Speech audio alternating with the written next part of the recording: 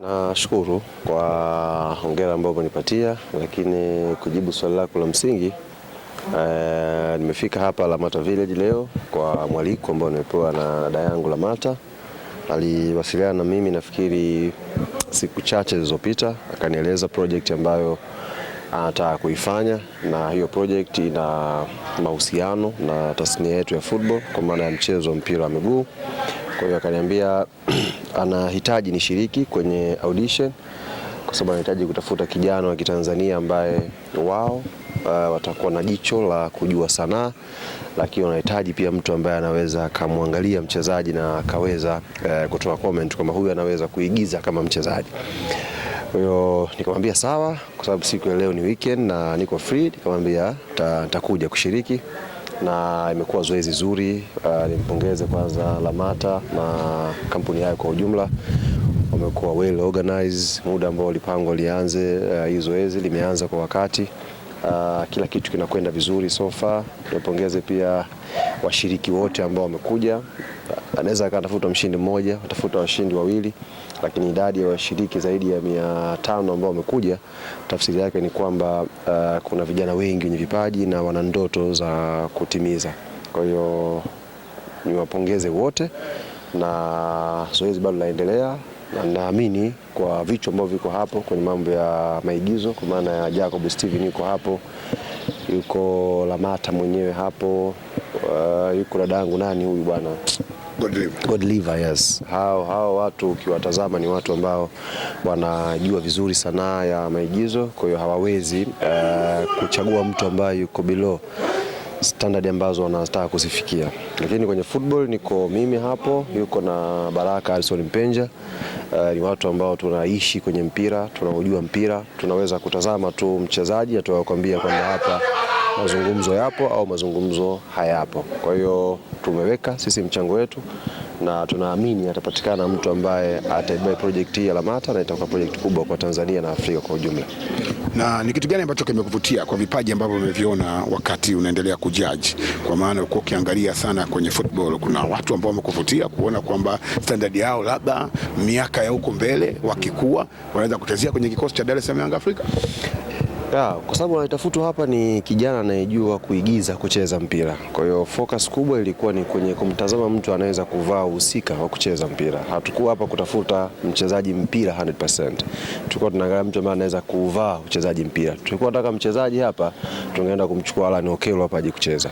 Lakini walikuwa wanatafuta mtu ambaye anaweza kuvaa uhusika wa kucheza mpira. Kwa hiyo demonstrations ilikuwa ndogo. Tunamwangalia mtu the way structure yake ya mwili, tunaangalia control yake, kwa sababu hata kwenye maigizo utaamua upige pasi, pasi unaweza kupiga, unaweza kucontrol mali, unaweza kuzungumza kama captain, unaweza kufanyaje.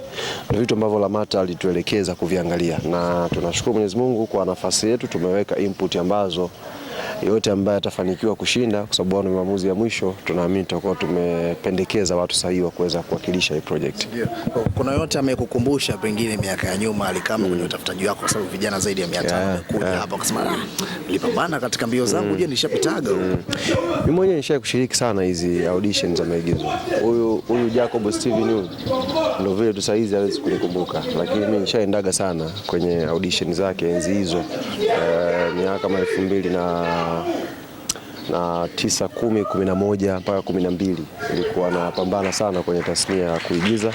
Kwa hiyo nimeshakwenda sana kwenye hizo audition nikitamani kuwa mwigizaji, lakini baadaye niligundua kipaji changu ni kidogo sana kwenye kuigiza, kwa sababu huenda director mmoja na roho mbaya, lakini wakishakuwa 5 maana kipaji changu ni kidogo mno kuweza kupenya. Kwa hiyo niliacha masuala ya kuigiza, baadaye nikaingia kwenye uandishi wa filamu, ambako nilipoingia nikaenda pia nikasomea, nikaja kugundua kwamba hilo eneo naliweza sana. Kwa hiyo nikaanza kuhudumu huko, nikawa naandika script nyingi. Huyu JB mwenyewe nishakumletea kazi zangu, wasanii wengi nishakuletea kazi zangu vile vile. Lakini baada ya kuingia sasa kwenye tasnia ya uandishi wa habari, kuingia kwenye mpira, kwa hiyo nimewaachia sasa vijana wengine watumie fursa. Sije nikaonekana tena kama Alhaji kazi nyingi, unakuwa kiongozi wa mpira kesho kutwa uko jua kali.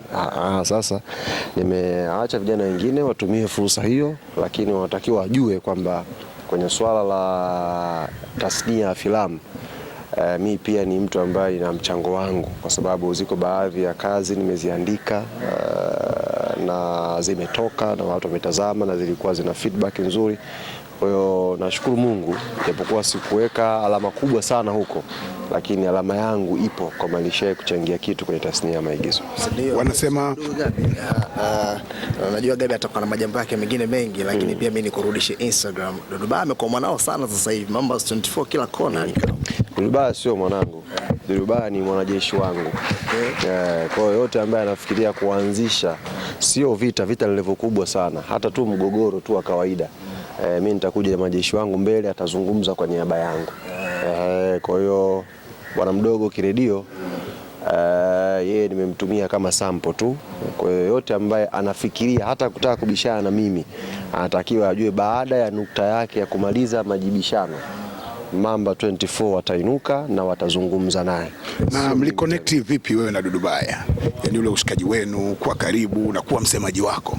Mimi sio msemaji, nimekwambia ni mwanajeshi wangu, anapigana kila aina vita. Hata wewe Gabi ukinichanganya tu hapa, sina tena muda wa kubishana na wewe. Dudu atamaliza? Nampa kazi Mambas, atashughulika na wewe. Ni kaka yangu, of course nilianza kuwa shabiki wa kazi zake. Kwa umri wangu, manake nimecheza nyimbo za Dudu Baya enzi hizo. Wewe sio kama ulikuwa ushazaliwa tayari? Sawa. Kama tena. Kwa tumecheza nyimbo za Dudu Baya enzi hizo, baadaye ikaenda. Sasa hivi tumekuwa watu ambao tunawasiliana, tunafurahi vitu vikitokea vya kufurahi, na tunajadili pia vitu vikitokea vya kusikitika. Ndio maana ile siku ya show nilimjaribu kumtafuta mpaka usiku, bwana, nimegundua Tanzania hawezi kulala mpaka wewe upande. Na kweli alipopanda na akafunga na show Mamba 24. Mamba 24 nje ya muziki na wanajeshi wake kwako, ni mtu wa namna gani kwa jinsi ambavyo wewe una connect naye?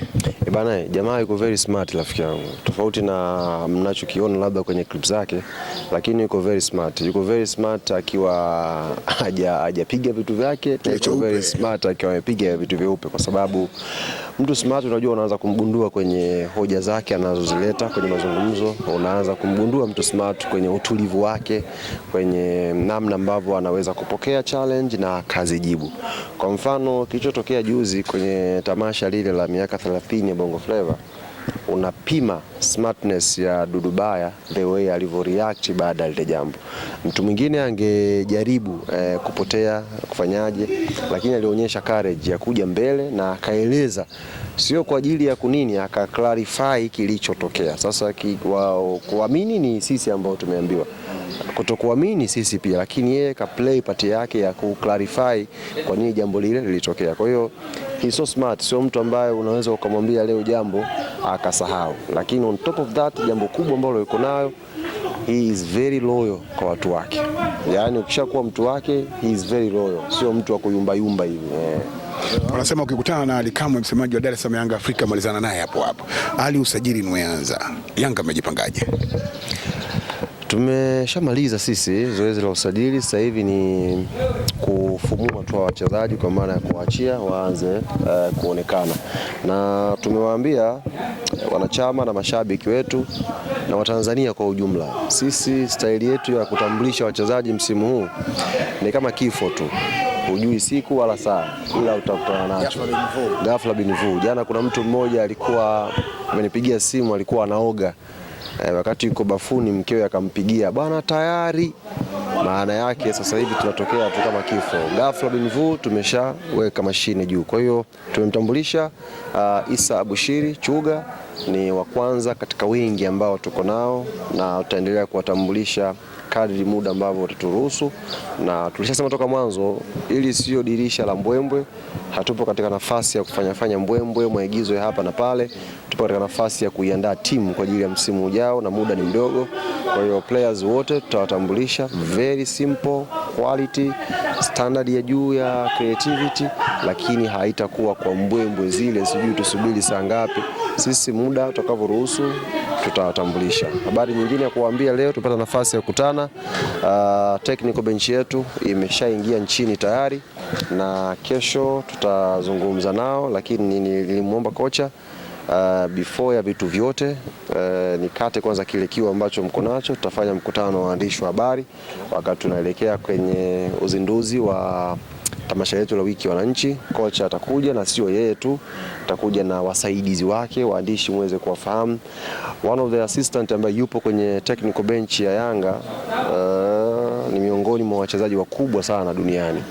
Kama ulifuatilia mwaka 2010 goli ambalo alifunga Shabalala, ile goli dhidi ya ilikuwa ni Mexico Yes, assist ya lile goli aliyetoa ile assist sasa hivi ni mtendaji wa klabu yetu ya Yanga. Kwa hiyo kuna story nyingi ambazo naamini waandishi wangetamani kuzipata. Kwa hiyo nitaandaa super press conference moja nzuri, mje tumalizae na makocha afu tuwape nafasi sasa waende wakaiandae timu kwa ajili ya msimu ujao.